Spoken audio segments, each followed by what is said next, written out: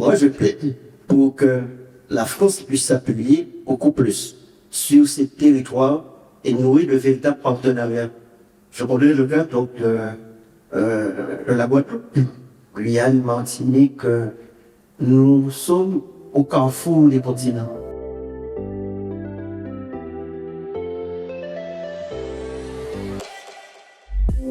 Dans les choses que vous voulez prévoir sur le plan institutionnel, vous avez lancé en décembre des travaux sur l'avenir institutionnel. Le président de la République m'a confié ses groupes de travail.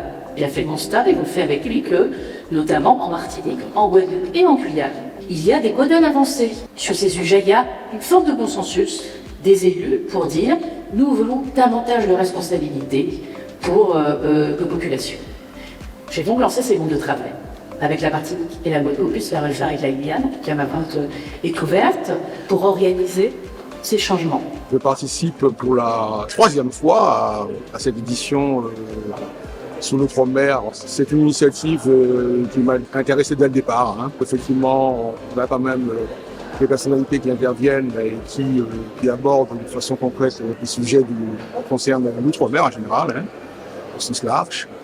Et je pense que c'est un point de rencontre quand même très important. Tous les ans, je viens pour assister à cet événement des Outre-mer aux avant-postes.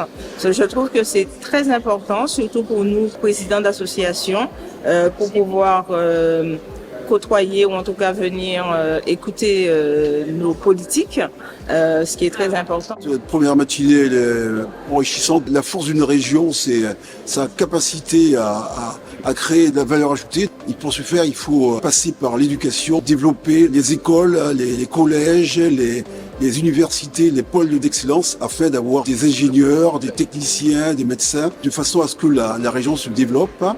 Et c'est ça, quoi. Donc à mon sens, c'est ça qui est important. Le nerf de la guerre, c'est ça. Un pays qui n'est pas organisé sur le plan des transports, par exemple, sur le plan de la santé, de l'éducation, aura du mal à émerger, à percer et à être vraiment autonome. Donc je crois qu'il y a un gros travail à faire. Pour que les Outre-mer soient à l'avant-poste, il faut aussi que la perception soit différente. Parce que trop souvent, les gouvernements, ils ont une perception des territoires d'outre-mer uniquement en termes de rattrapage, de réparation, d'handicap. Ce qui empêche de mettre en place de véritables stratégies.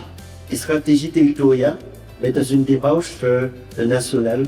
Et trop souvent, cela se résume à des problèmes budgétaires, des subventions.